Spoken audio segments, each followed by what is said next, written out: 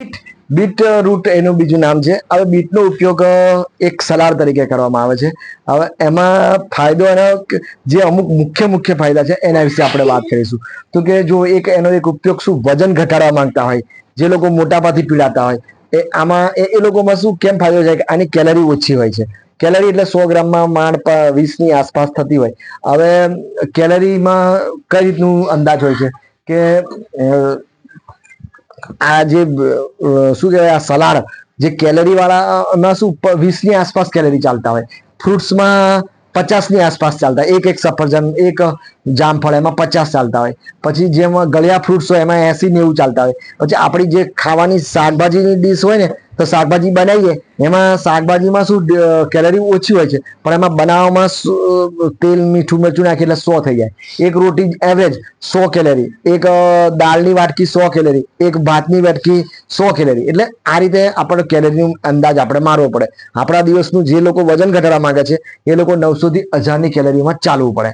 હવે જો વજન ઘટાડવા માંગતા હોય એ લોકો માટે ઉપવાસ જરૂરી છે, કેમ કે તો જ તમે 900 થી 1000 કેલરીમાં જઈ શકો. નહીં તો શું તમે પછી જે આગળ જવાના છે આ 100 કેલરી પછી બધા હાઈ કેલરી થઈ જાય. જેમ કે કોઈ તળેલું હોય એ 200-250, કોઈ મીઠાઈ હોય એ 200-250, પછી જેમ જેમ આગળ જવું માવાની વસ્તુ એ બધી 200 કેલરી, ક્રીમ વાળા બિસ્કિટ એ 50 કેલરી, એક બિસ્કિટના 50 કેલરી, એક પાઉં ખાવો તો 50 કેલરી. એટલે કહેવાનો મતલબ કે જે લોકો વજન ઘટાડવા માંગે છે એ લોકો 1500 થી 1700 કેલરીની વચ્ચે જ રહેવું પડે.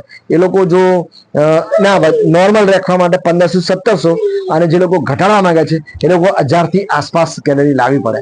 એટલે કે એક ટાઈમ ખાવાનું, વચ્ચેના ટાઈમમાં આવું સલાડ કે ફ્રૂટ્સ થી સલાડ કાં તો ફ્રૂટ્સ, બસ એનાથી આગળ ના જવાય. અને એક ટાઈમ ખાઈને તમે કેલરી કાઉન્ટ કરી શકો છો થોડો. અને જે લો છો પેટમાં જે મોકલવાનું છે એમાં એની કેલરી ના જો તમે ના ગણી શકતા હોય તો ના ખવાય. કેમ કે તમે પેલા જે બી વસ્તુ લેવી છે એને ગણવું પડે કે ભાઈ આની કેટલી કેલરી, નહીં તો તમારું વજન નથી ઘટવાનું. જે લોકો ધારો કે તમે એવું વિચારો કે હું 1 કલાક, અડધો કલાક મસરત મારી આવું અને મારું વજન ઘટે, પણ એમાં શું છે કે તમે કેલરી કેટલી બાળી શકો? 200. સારું એવું ચાલી શકો તો અડધો કલાકમાં તમે 100 કેલરી બાળી શકો. થોડી મહેનત વધારે કરો 150, પછી પસીના વાળી તો 200. તો એમાં તમે એક સમોસો, એક કચોરી, એક ચા પીવો તો 150 થી 200 કેલરી આવી ગઈ. એટલે કહેવાનો એટલો જ છે કે જે લોકો વજન ઘટાડવા માંગે છે, જે લોકો મોટાપાથી પીડાય છે, એ લોકો જ્યાં સુધી એમની કેલરી ડાયટ પર ધ્યાન નહીં આપે ત્યાં સુધી એમનું વજન નથી ઘટવાનું. એટલે કેલરીની વાત કરી. એટલે બીટનો એક મેન ઉપયોગ શું કે વજન ઘટાડવામાં, જે લોકો વજન ઘટાડવા માંગે છે એ લોકો પોતાની ડીશમાં જમતા પહેલા સલાડનો ઉપયોગ કરો. એટલે શું, જમવાનું ઓછું થાય તો અમુક પોષક તત્વોની તમને કમી પડવાની છે. એ કમી શું છે, આ ડાયરેક્ટ આપણે જે લીલા શાકભાજી ખાઈએ ને, ગાજર, મૂળા ને બધા, તો એમાંથી આપણને અમુક તત્વોની કમી ઓછી રહે. પછી એમાં એક આયન વધારો છે. આયન એટલે કે જે લોહીની આપણી જે કમી હોય ને, જેને લોહી ઓછું હોય એ લોકોએ બી આ બીટનો સારો એવો ઉપયોગ કરે, તમને ફાયદો થાય. પછી આમાં અમુક એન્ટીઓક્સિડન્ટ્સ હોય છે. એન્ટીઓક્સિડન્ટ્સ અમુક ફળમાં સારા એવા મળી જાય છે. આમળા છે, સફરજન છે એમાં. પણ હવે જે લોકોની અમુક પરિસ્થિતિ પ્રમાણે અમુક ફ્રૂટ્સ ખવાય એવા નથી, તો એ લોકો શું કે આ બીટ વાપરી શકો છો.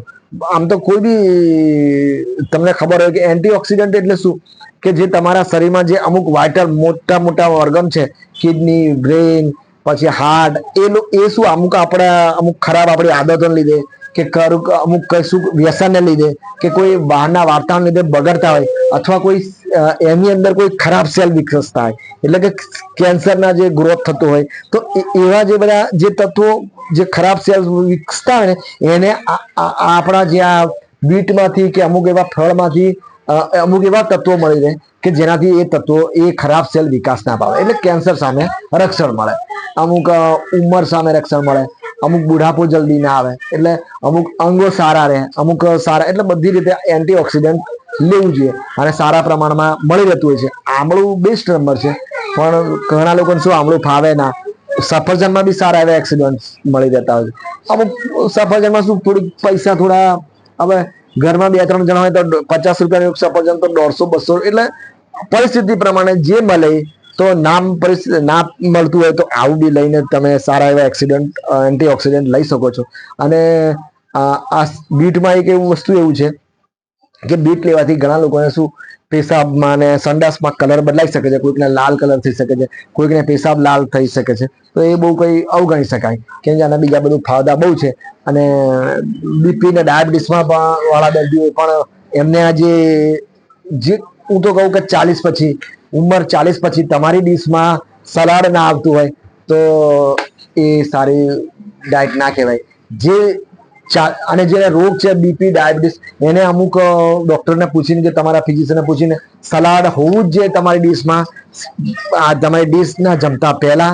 અને જો સારું એવું ફળ બી હોવું જોઈએ. સારું ચાલો.